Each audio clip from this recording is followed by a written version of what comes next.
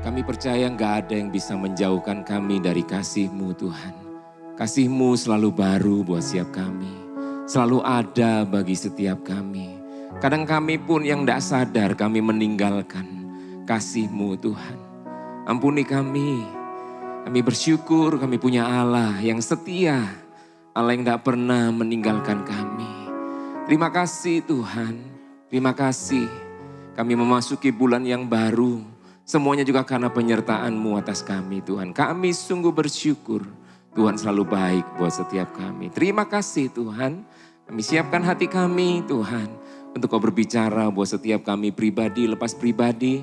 Melalui firman Tuhan yang sebentar akan kami pelajari bersama-sama. Tuhan berikan urapan buat setiap kami. Supaya kami sama-sama dimampukan untuk menjadi pelaku firman-Mu Tuhan. Tidak cuma sekedar kebiasaan. Tidak cuma sekedar rutinitas kami mendengar firman-Mu. Tetapi sungguh-sungguh Tuhan, kami menjadi seperti domba yang mendengar dan mengikut suara-Mu Tuhan. Apa yang Kau mau dalam kehidupan kami Tuhan. Sehingga kami gak terjebak dalam kehidupan agamawi. Tetapi kami sungguh-sungguh menjalani kehidupan sebagai warga kerajaan surgawi Tuhan. Terima kasih. Kami percaya Tuhan terus mengerjakan setiap karya-Mu atas setiap kami Tuhan. Pribadi lepas pribadi, keluarga demi keluarga. Tuhan bekerja di dalam kami. Terima kasih Tuhan, ambil alih mulut lidah bibir hamba-Mu yang penuh keterbatasan. Biar sore malam hari ini hanya isi hati-Mu Tuhan. Hanya suara-Mu dan firman-Mu yang berbicara buat setiap kami. Terima kasih, kami siapkan hati kami dalam nama Yesus. Kami berdoa, kami bersyukur. Semua yang siap dengar firman Tuhan bersama katakan amin. Silakan duduk saudara. Shalom. Puji Tuhan, kita masuk di bulan yang baru, saudara, di bulan September, ya bulan yang banyak orang bilang ceria ya, September ceria. Saya berdoa sungguh-sungguh ada keceriaan di dalam kita ya. Dan saya membuka bulan ini, saudara, tadi Pak Arifin sudah sampaikan bahwa sebagai warga kerajaan Allah, maka hidup kita, saudara, ada dalam pimpinan Tuhan. Kenapa? Karena Tuhan adalah Raja. Kalau kita ada dalam warga kerajaan surga, maka dia adalah raja. Dan tidak ada kepemilikan pribadi karena semuanya adalah milik sang raja dalam hidup kita. Amin. Semuanya adalah milik sang raja dan kita hanya mengelola apa yang Tuhan percayakan. Keuangankah saudara dan keluarga saudara, pekerjaan, tugas, tanggung jawab, bahkan pelayanan yang kita kerjakan. Ini semuanya adalah hal-hal yang harus kita kelola sebagai warga kerajaan surga. Amin saudara. Nah, saudara, hari ini saya membuka dengan Kristen laba daripada rugi, saudara kan? Lebih baik laba. Enggak, maksud saya laba itu adalah lahir baru. Jadi kita harus jadi Kristen yang lahir baru, saudara. Karena nanti saya akan sampaikan beberapa penelitian yang dilakukan oleh Barna Group, saudara. Dan itu cukup memprihatinkan sebenarnya kalau kita coba selidiki. Dan saya berdoa dari penelitian itu, saudara, kita coba melihat hidup kita termasuk yang mana, begitu ya. Tapi saudara, Kristen laba ini adalah gambaran hidup sebagai warga kerajaan surga. Nah, saya mau mulai dari satu renungan yang dibagikan oleh tim kita di media. Saudara, renungan ini New Spirit, saudara. Saudara dapat New Spirit setiap hari? Yang dapat New Spirit bisa lambaikan tangan? Oke, yang belum dapat boleh WA ke nomor itu saudara. 0881 49-nya 3 kali, 7 3 kali. WA ke situ, saya kok nggak dapat New Spirit gitu. Karena setiap hari kita dikirim New Spirit. Nah, satu kali saudara, ada satu renungan ini saudara, saya lupa tanggal berapa ini. Tapi dikirimkan New Spirit ini. Dan di sana dibahas tentang domba. Bagaimana domba itu mendengar dan dia mengikut. Bahkan saudara kalau pernah lihat ada video yang cukup viral beberapa waktu yang lalu. Itu dicoba pada kawanan domba, ada seorang, bukan gembalanya, dia ngomong, wah gitu-gitu ya. Dengan bahasa yang saya kurang ngerti bahasanya. Dia ngomong, gak ada satu domba pun yang ngereken sudah. Dombanya tetap makan. Ganti orang lagi, ngomong, gak ada yang ngereken sudah. Sampai satu kali ada satu orang datang, nah ini gembalanya. Gembala yang biasa menggembalakan domba-domba itu sudah. Lalu kemudian gembalanya mulai ngomong, wah gitu kan. Langsung dombanya itu langsung dari makan rumput dia mulai dangak gini. Saudara tahu bahasa ndanga, saudara ya. Ini agak bahasa Ibrani sedikit. Ndanga gini, saudara langsung dia nyari. Ini suara dari mana gitu kan. Orangnya di mana gitu. Karena dia kenal suara itu. Dia kenal suara itu suaranya gembalanya, saudara.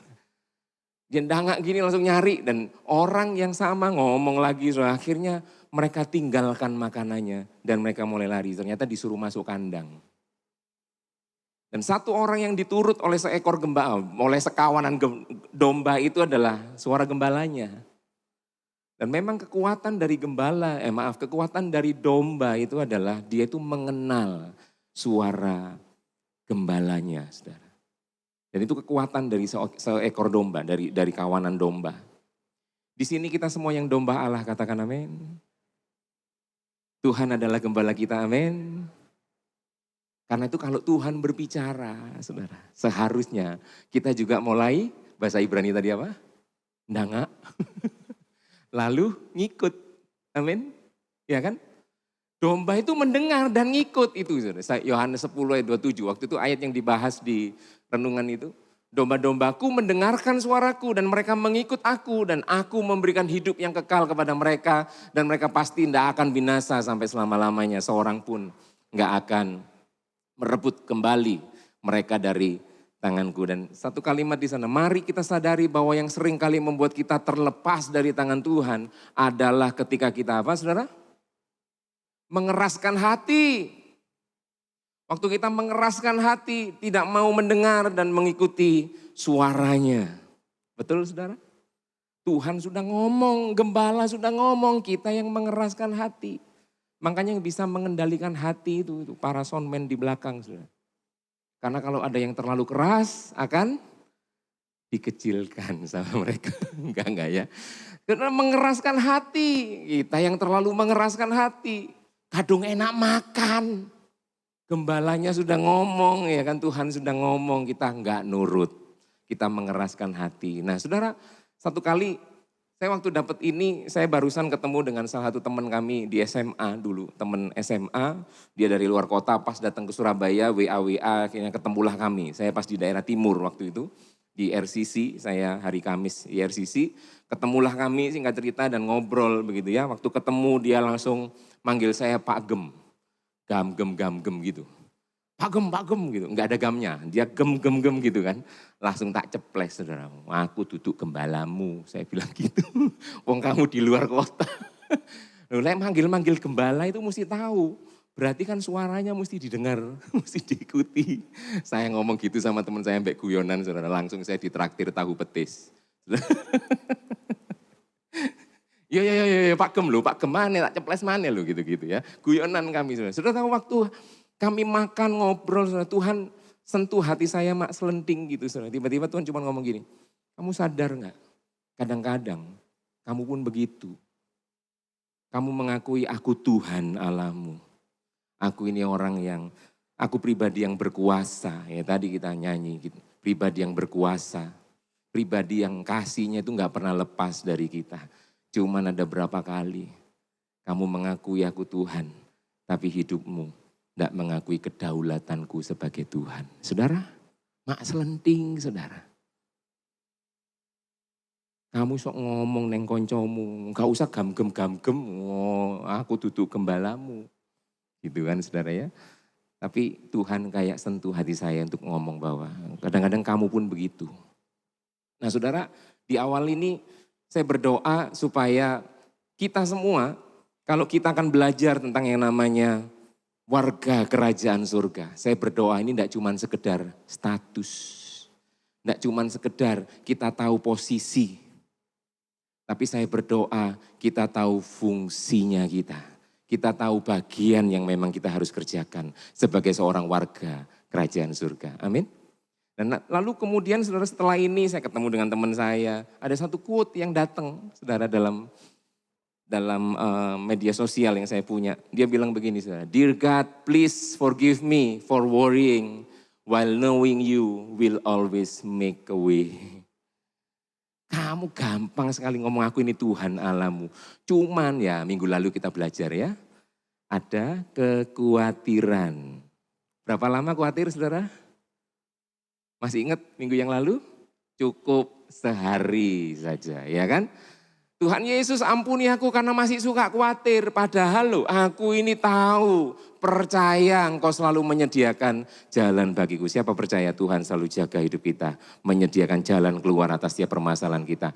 Enggak perlu khawatir. Khawatir itu manusiawi, saudara. Muncul kekhawatiran itu manusiawi lah, langsung bawa sama Tuhan. Tuhan, aku khawatir ini Tuhan. Amin, saudara ya. Jadi kalau kita percaya kita punya Tuhan, kayak Daud itu ngomong, Tuhan adalah gembalaku. Saudara percaya kalau Tuhan adalah gembala kita, Tuhan akan bertanggung jawab atas hidup kita. Bicara warga kerajaan, dia adalah sang raja. Tadi Pak Arifin sampaikan di Suara Gembala. Maka sang raja itu akan bertanggung jawab untuk semua warganya, termasuk saudara dan saya. Karena itu kalau saudara sedang menghadapi hal-hal, kondisi apapun, saudara percayalah Tuhan gak sedang lalai bertanggung jawab atas hidup kita. Amin. Cuman yaitu tadi, jangan terlalu keras hati kita. Tuhan selalu bicara, percayalah hikmat itu berteriak di mana-mana saudara untuk menuntun kita. Amin saudara.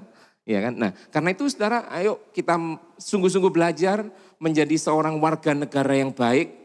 Kita nggak cuma sekedar tahu posisi kita, tapi kita tahu siapa kita. Sebagai warga kerajaan ada hal, ada bagian yang kita mau kerjakan. Saya cuma akan bagi 2 hal saja saudara sebagai kerajaan, sebagai warga kerajaan surga.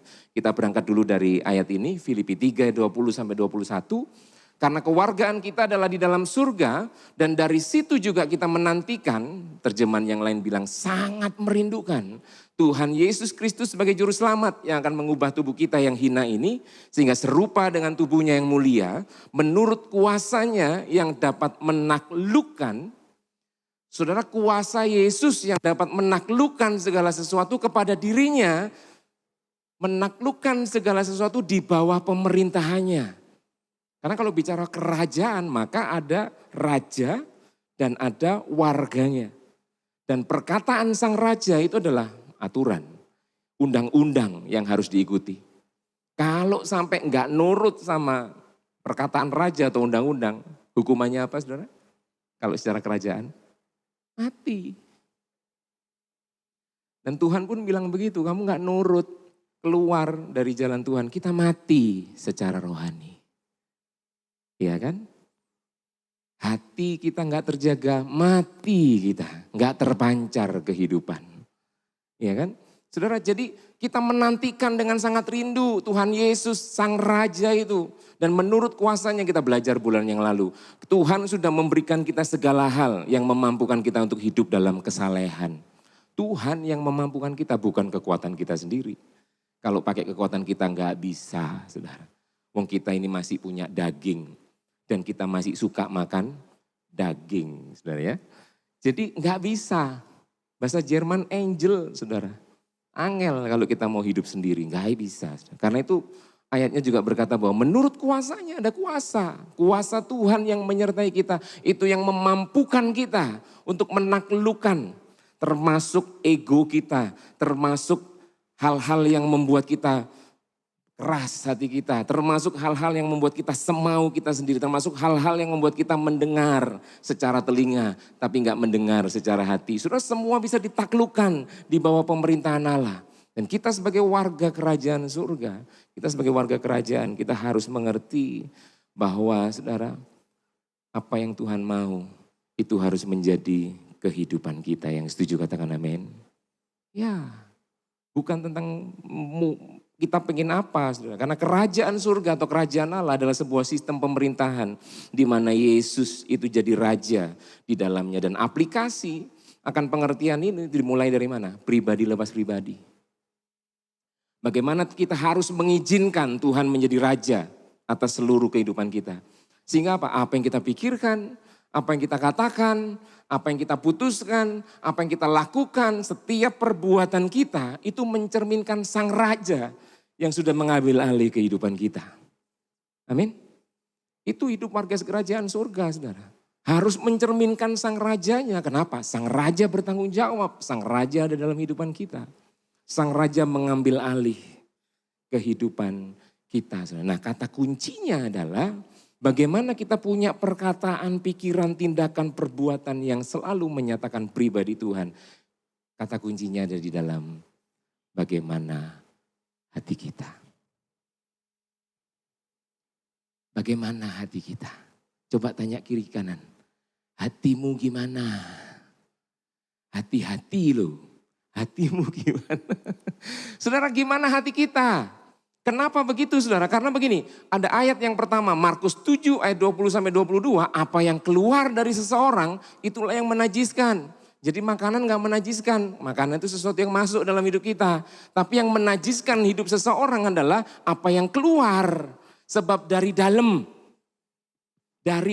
saudara, dalam hati orang timbul segala pikiran jahat. Muncul semua yang jahat saudara. Dari mana? Dari hati. Makanya gimana hati kita? Sudah lahir baru belum hati kita ini? Saudara. Timbul segala yang jahat, percabulan, pencurian, pembunuhan, perzinahan, keserakahan, kejahatan, kelicikan, hawa nafsu, iri hati, hujat lebat, kesombongan, kebebalan. Saudara, semua kebebalan. Itu tadi mengeraskan hati itu bebal. Muncul semua dari mana? Hati yang enggak lahir baru, hati yang jahat. Padahal saudara jangan lupa ada ayat yang kedua bilang begini, Ibrani 10 ayat 22, marilah kita menghadap Allah. Darah Yesus menyucikan kita. Kita setiap minggu diingetin saudara, ada tubuh dan darah Yesus yang sudah membasuh bersih kehidupan kita. Tubuh dan darah Yesus itu memampukan kita untuk datang kepada Allah dengan hati yang tulus ikhlas dan keyakinan iman yang teguh. Oleh karena apa? Hati kita, baca yang kuning saudara, 2, 3. Hati kita telah dibersihkan dari hati nurani yang jahat. Dan tubuh kita telah dibasuh dengan air yang murni. Saudara, hati kita itu ikut dibersihkan oleh darah Yesus. Amin. Hati kita ini bersih. Tuhan kasih hati yang baru buat setiap kita, saudara. Hati yang keras ganti dengan hati yang baru. Hati yang semau sendiri mulai diberikan hati yang bersih. Amin. Saudara, jadi sebelum Tuhan minta kita hidup sebagai warga kerajaan surga yang benar, saudara, Tuhan sudah memulainya dengan apa? Dia membersihkan hati kita.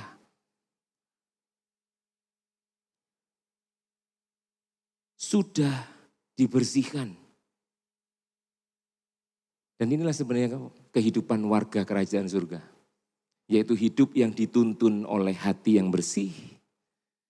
Sehingga kita bisa memancarkan kehidupan, Amsal 4:23, amin. Nah, jagalah hatimu dengan segala kewaspadaan, terpancar kehidupan, saudara. Hati yang bersih. Kehidupan sebagai orang Kristen dengan hati yang lahir baru. Nah, saya mau sampaikan sudah ada sebuah penelitian, beberapa penelitian, ada beberapa sumber yang saya munculkan, saudara. Penelitian George Barna dan Barna Group, saudara, sejak tahun 1991, saudara, sekian tahun dia melakukan penelitian dan juga survei. Di awal itu dia menemukan bahwa lahir baru orang Kristen mengaku Kristen dan dia lahir baru relatif stabil. Oke, 91 masih oke. 2011 saudara, sekian tahun setelah itu dia mulai melanjutkan dan dia menemukan saudara bahwa praktik rohani, yaitu apa? Baca Alkitab, doa, ibadah, praktik-praktik rohani itu mulai menurun. Walaupun jumlah lahir barunya tetap stabil. Cuman praktik-praktik rohaninya mulai turun. Baca Alkitabnya, kehidupan doanya turun. Lalu kemudian saudara tangan 2017 segmentasi Kristen dia mulai coba membagi surveinya itu untuk mengklasifikasikan orang-orang yang dia survei. Disegmentasikan, ada evangelical, ada born again, non-evangelical, ada yang nominal. Nominal itu apa? Nominal itu ini, Kristen yang hanya nama saja. Tapi kehidupannya enggak Kristen. Saudara ingat statementnya Mahatma Gandhi? I love your Jesus, but I hate Christian. Mahatma Gandhi. Ya memang jauh dari tahun ini sudah. Mahatma Gandhi sudah lebih mundur lagi. Tetapi kadang-kadang kekristenan terjebak dalam kehidupan yang gak Kristen. Sekalipun dia Kristen. Warga kerajaan surga tapi warga yang nakal. Istilahnya begitu ya. Warga yang sakarapnya sendiri bukan apa maunya raja untuk kita lakukan. Nah ayo kita coba teliti. 2017 sudah muncul 39% kurang lebih terdata sebagai Kristen nominal. Walaupun memang dasarnya kurang kuat, Wikipedia kurang kuat. Tapi Barna Group juga menyatakan bahwa nominal, Kristen nominal yang muncul banyak. Kristen yang cuma nama, KTP-nya saja Kristen, kehidupannya hura. Saudara, 2020 semakin dekat saudara. American Worldview Inventory, AWVI, Cultural Research Center, George Barna, menemukan 58% lahir baru tetap percaya bahwa Yesus itu tanpa dosa. Sisanya mereka mulai meragukan Yesus. Dan selang 3 tahun saudara, 2023, barusan 2 tahun yang lalu. Dilakukan begini, turun didapatkan bahwa 58 itu turun menjadi 44. Saudara, 3 tahun turunnya sangat drastis. Ini dilakukan di luar sana, saudara. Gak termasuk Indonesia. Cuman begini, saudara. Biar ini menjadi perenungannya kita. Kita Kristen macam apa? Amin. Kita Kristen cuman sekedar Kristen yang nominal? Atau kita sungguh-sungguh memahami bahwa kehidupan kita adalah kehidupan Kristen. Di mana Kristus itu harus jadi yang terutama dalam hidup kita.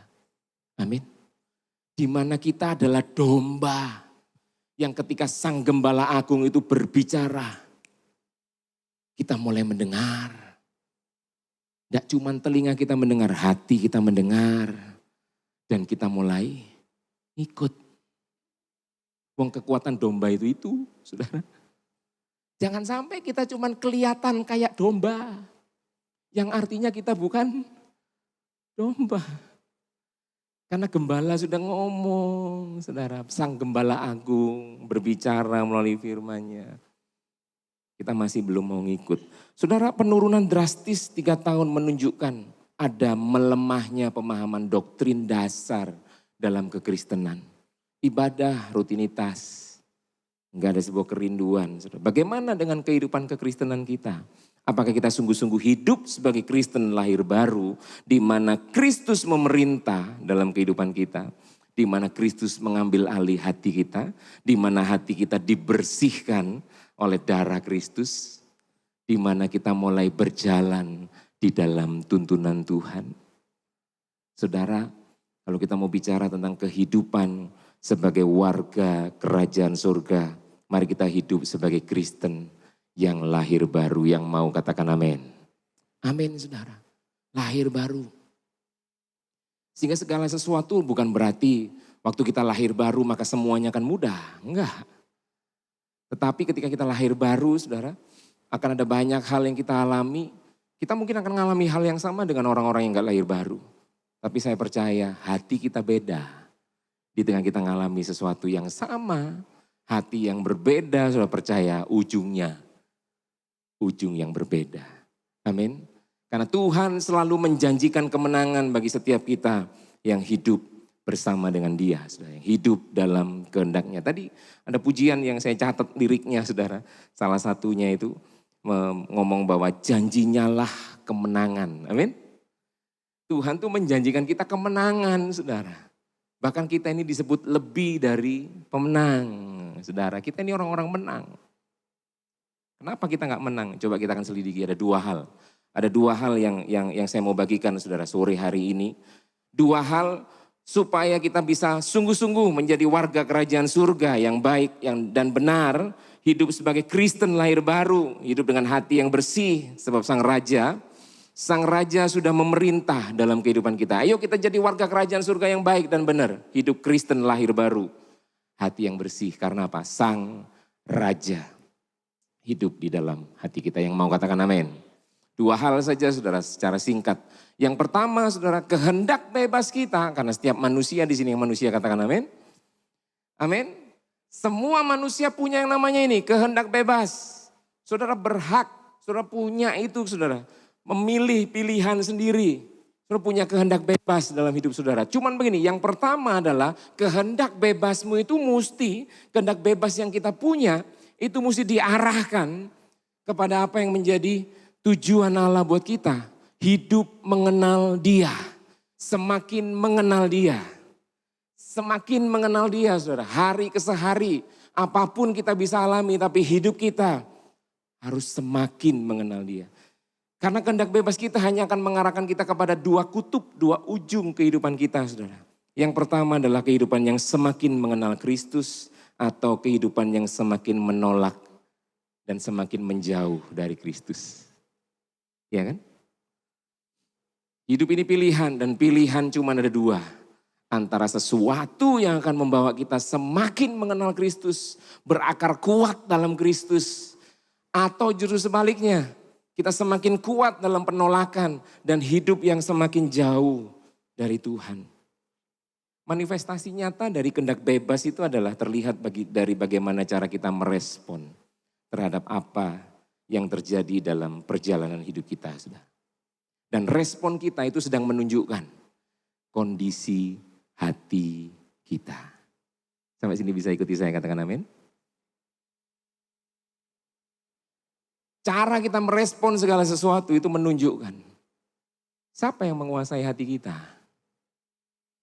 Kalau Tuhan menguasai hati kita, percayalah respon kita adalah respon yang baik dan benar. Makanya kita akan hidup sebagai warga kerajaan surga yang baik dan benar. Saudara. Paulus memutuskan bahwa apapun yang dialami, kehendak bebasnya hanya untuk mengenal Kristus. Saudara. Filipi 3 ayat 10, yang ku kehendaki. Dia dia putuskan bahwa kehendak bebasku, aku punya kehendak bebas. Tapi aku taruh itu untuk satu tujuan. Bahwa aku mau mengenal Kristus lebih. Yang ku kehendaki ialah mengenal Dia. Kuasa kebangkitannya, persekutuan dalam penderitanya. Di mana saudara waktu kita taruh kehendak bebas kita. Maka hidup kita akan berjalan menuju Sang Raja. Amin. Cuman orang yang naruh kehendak bebasnya yang. Makanya Paulus bilang begini, hidup adalah Kristus, mati adalah keuntungan. Karena hidupnya Kristus, mati keuntungan saudara.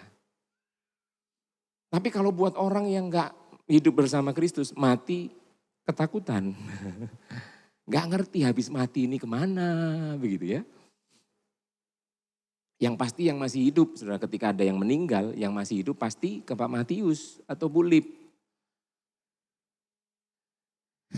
Supaya dibantu untuk pelayanan kedukaan gitu ya saudara ya. Saudara, yang ku kehendaki ialah mengenal Dia. Paulus menaruh itu saudara, dia taruh. Karena itu jangan gunakan kehendak bebas kita justru kepada hal-hal yang membawa kita menjadi seteru salib. Itu loncat di ayat 18-nya. Karena seperti yang telah kerap kali kukatakan kepadamu dan yang kunyatakan pula sekarang sambil nangis. Karena kalau Paulus menemukan ada orang-orang yang justru mengambil pilihan sebaliknya, yang menjadi seteru salib Kristus. Itu hal yang buat kita sedih. Buat nangis Paulus. Sambil menangis banyak orang yang hidup sebagai seteru salib. Kesudahan mereka ialah apa? Kebinasaan. Tuhan mereka ialah perut mereka sendiri. Kemuliaan mereka ialah aib mereka. Pikiran mereka semata-mata tertuju kepada perkara-perkara duniawi. Saudara, hati-hati. Hidup pilihan. Saudara punya kehendak bebas. Saudara berhak memilih. Ya kan? Saudara bisa memilih seperti apa yang saudara mau. Tetapi mari saudara. Di poin yang pertama ini saya mengajak saudara untuk kita taruh kehendak bebas kita, hanya kita taruh kepada satu pilihan yang membuat kita semakin mengenal Kristus. Amin. Jangan menjadi seteru salib Kristus.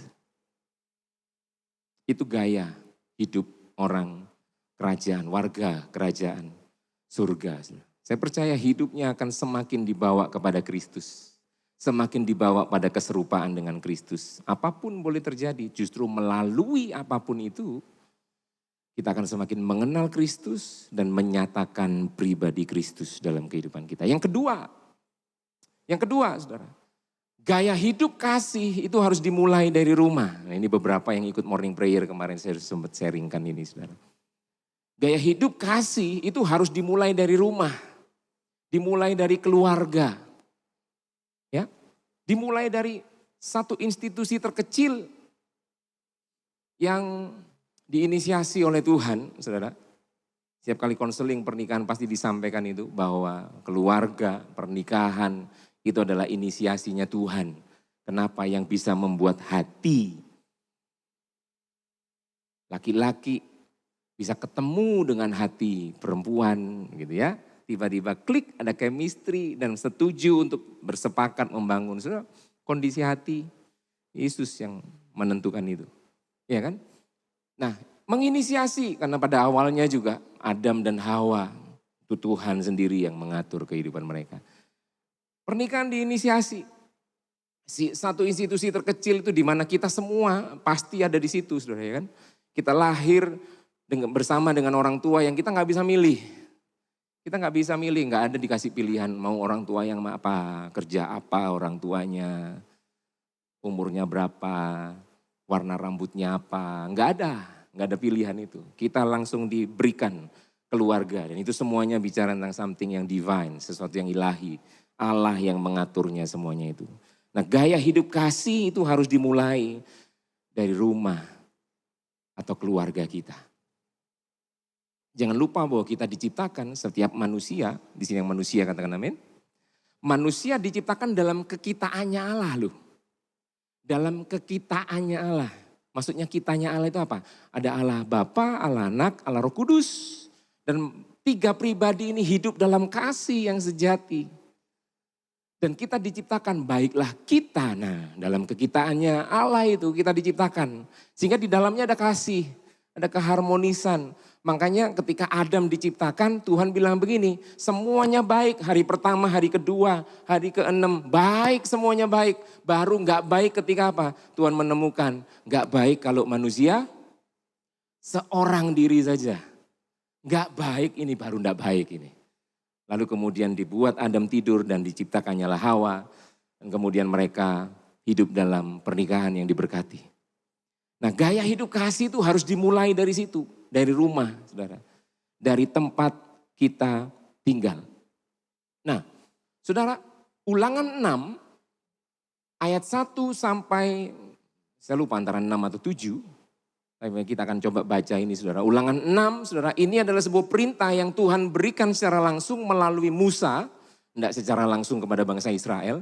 Tapi Tuhan memberikannya melalui perantaraan Musa dalam perjanjian lama. Yang itu berbicara kepada keluarga demi keluarga. Dan ayat itu bilang begini, inilah perintah. Saudara ingat tadi, dalam dunia kerajaan, kalau kita bicara konteks kerajaan, perkataan raja, itu perintah. Dan perintah harus dijalankan. Amin. Perintah itu undang-undang, jalankan itu, saudara. Nah, ayat ini bilang begini, inilah perintah, yakni ketetapan dan peraturan yang aku ajarkan kepadamu atas perintah Tuhan Allahmu. Ini Musa yang ngomong kepada bangsa Israel. Untuk dilakukan di negeri kemana kamu pergi mendudukinya, ayat 2. Supaya, apa saudara? Seumur hidupmu engkau dan anak cucumu takut akan Tuhan Allahmu.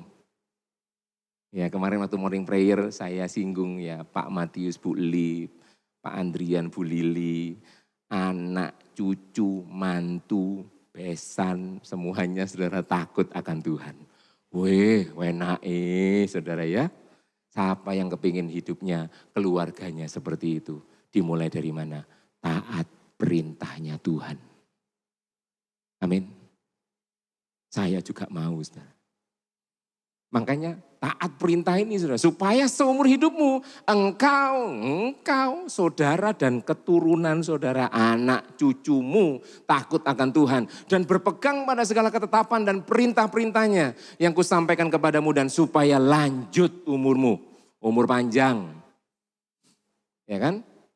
Kalau kita dengar perintah Tuhan dan kita lakukan itu. Maka dengarlah hai orang Israel, lakukanlah itu dengan main-main.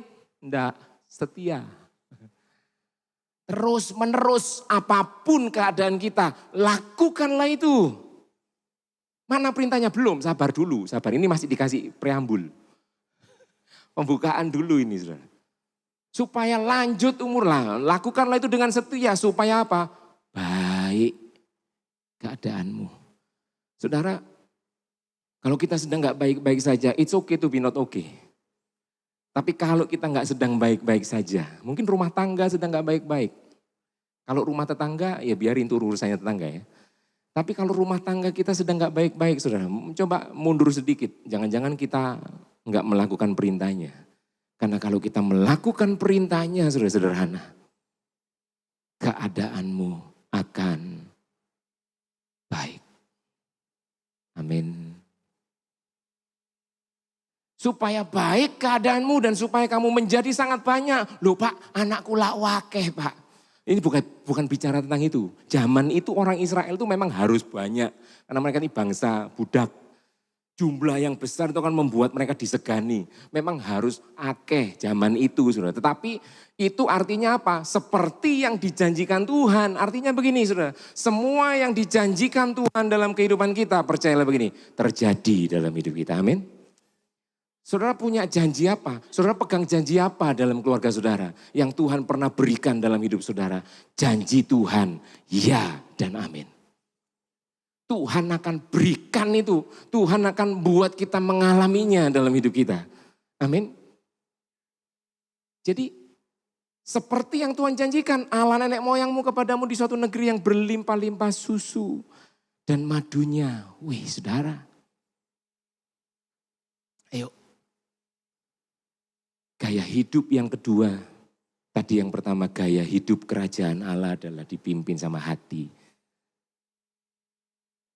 Gaya hidup yang kedua ini saudara, kasih dari keluarga kita dimulai.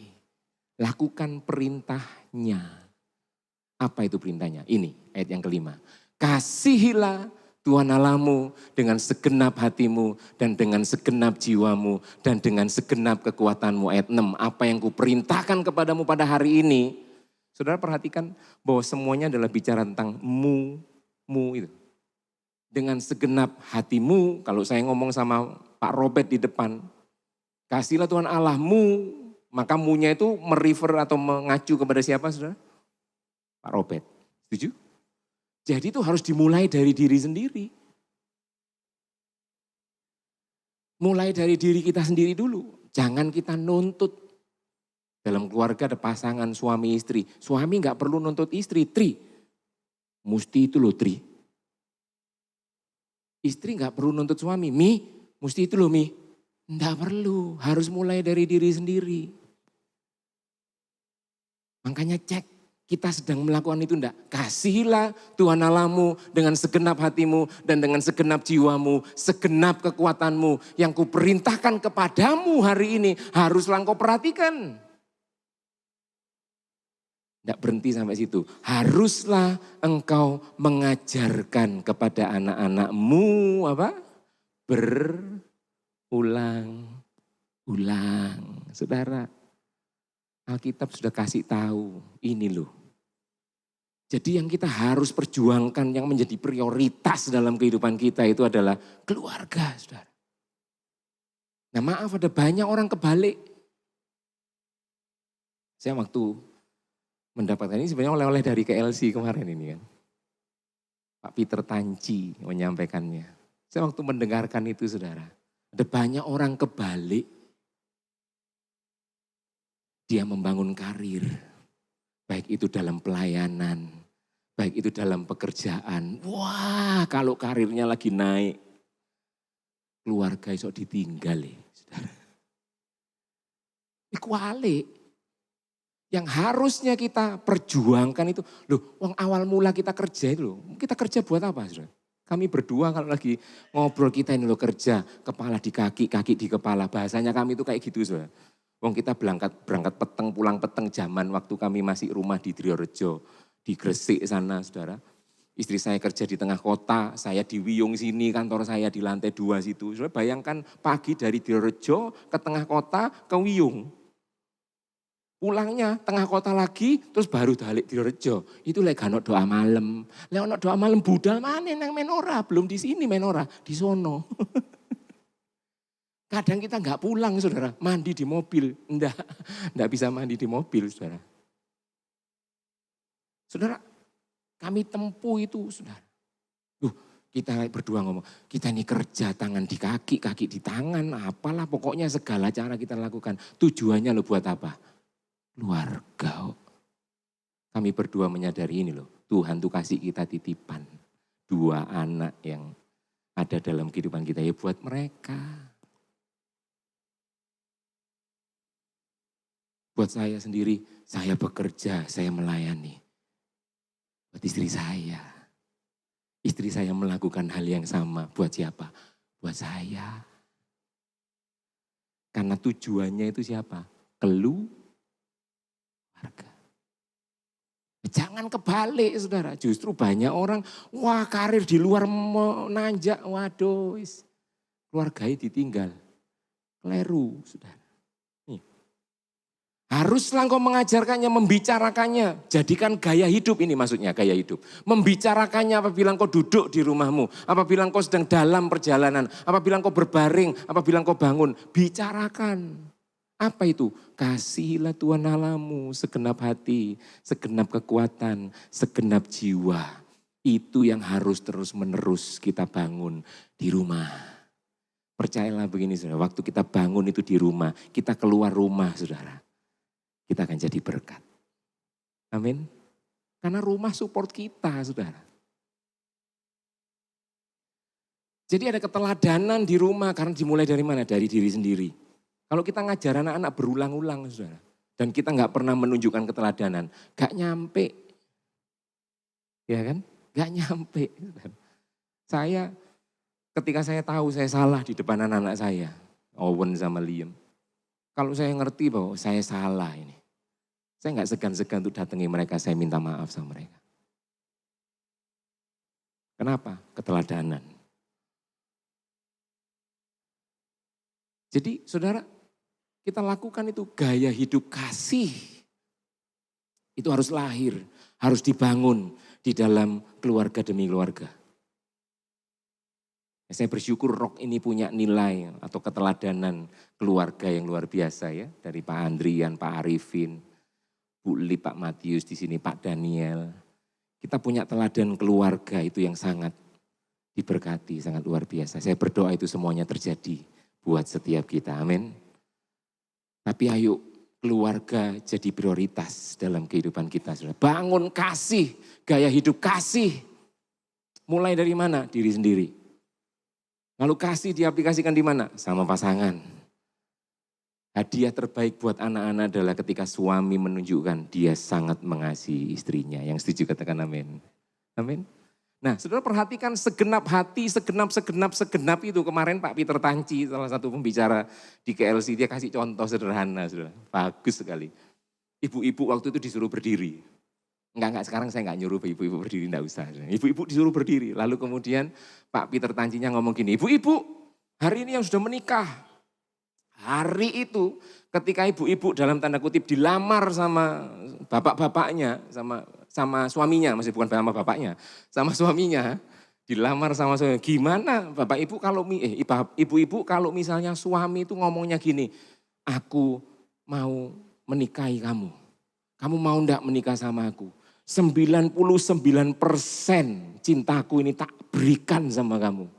1%-nya itu nanti aku tak coba ngomong ambek mantanku. 1% lah ya, aku tak ketemuan sebulan sekali. Aku gak akan pegangan tangan. Aku ngopi ngobrol tok ae wis 1% tok, 99% itu kamu. Kemudian ibu-ibu ditanya, ibu-ibu kalau suami ibu-ibu waktu itu melamar ibu-ibu dengan perkataan seperti itu, pertanyaannya diterima enggak?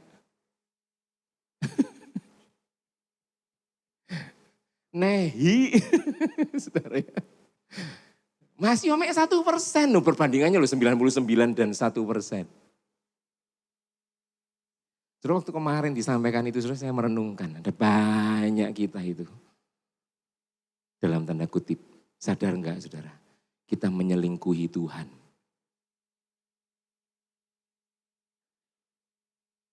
Kita tahu dia Tuhan. Dia pribadi yang penuh kuasa. Kita tidak berikan 100% hati kita sama Tuhan.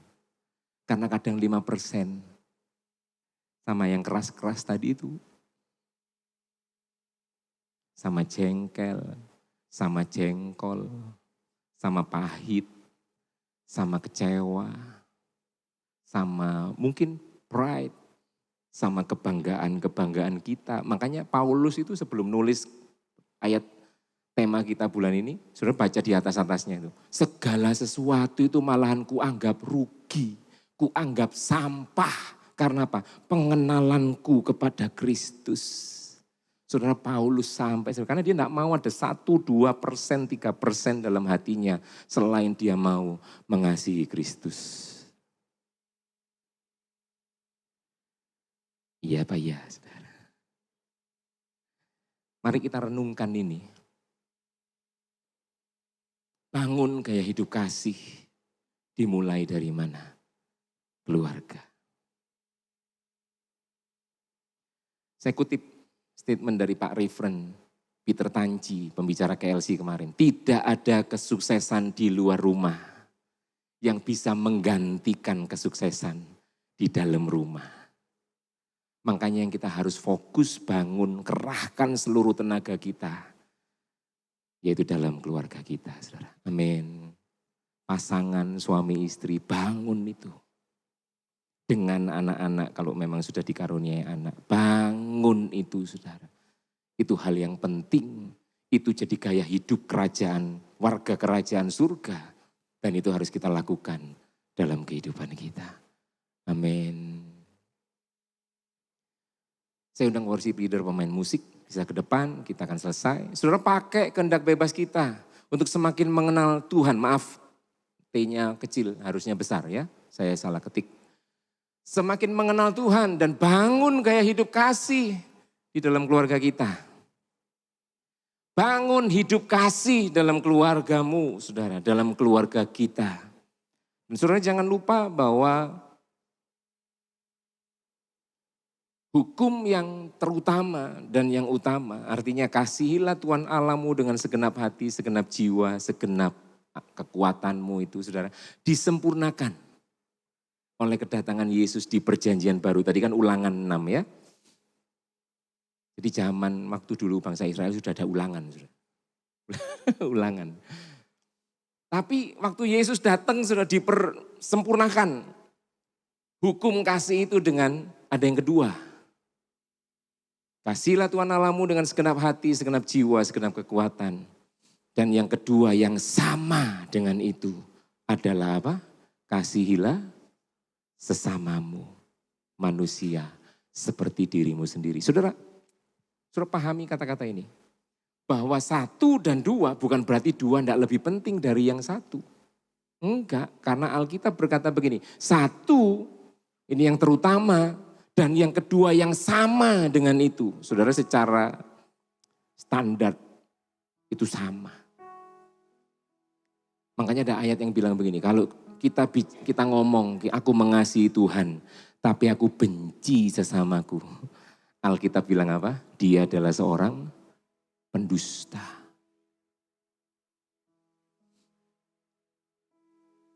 Saudara mungkin begitu mudah bisa ngomong aku mengasihi Tuhan. Coba pertanyaan sederhana sekarang. Saudara mengasihi istri saudara? Saudara mengasihi suami saudara?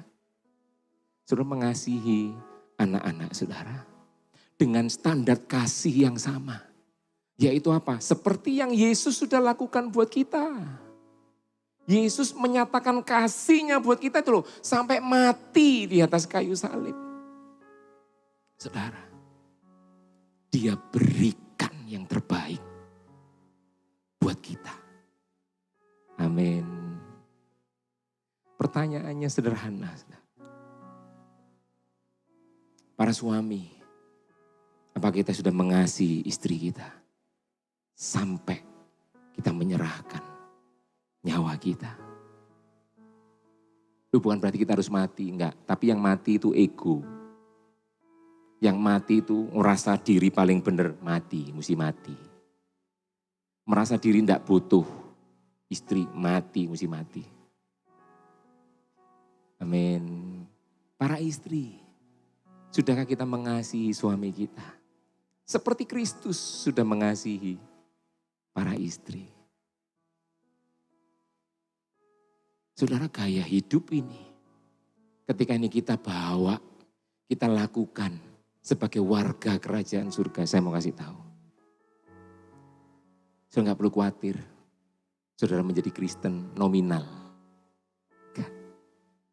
Justru kasih Kristus itu akan nyata melalui setiap kita. Pak, sakit Pak. Sakit Pak. Istri saya sudah nyakiti saya Pak. Mungkin para istri juga berkata, suami saya Pak dolek ngomong Pak. Sakit Pak.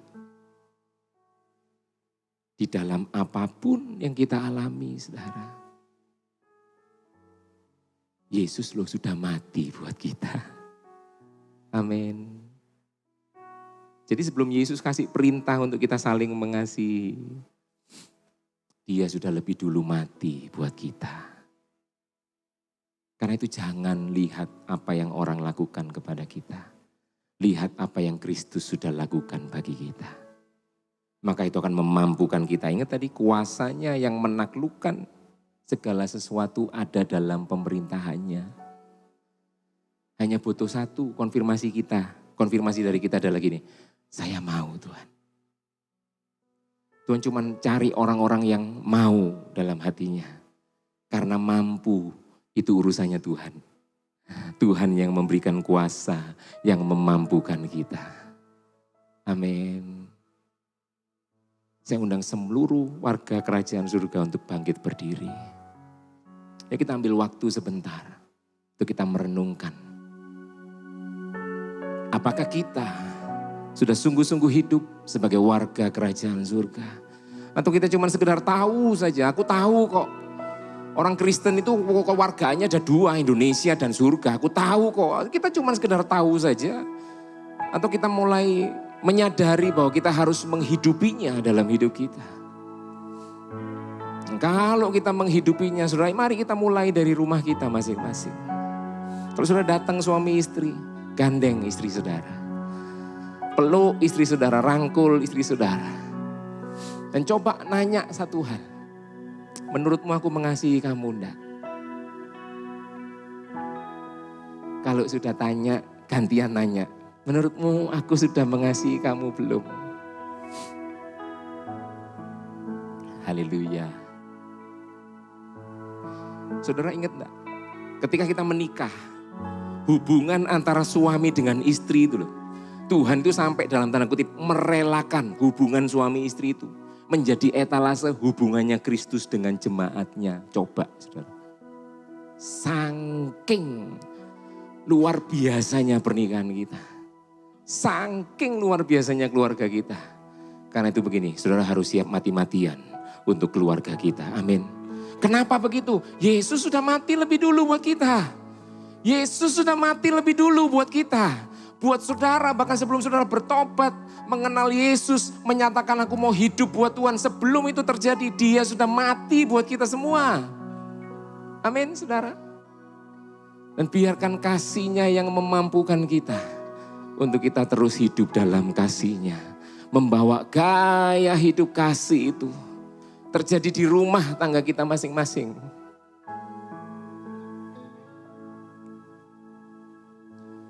Saudara, keindahan Kristus akan terjadi nampak.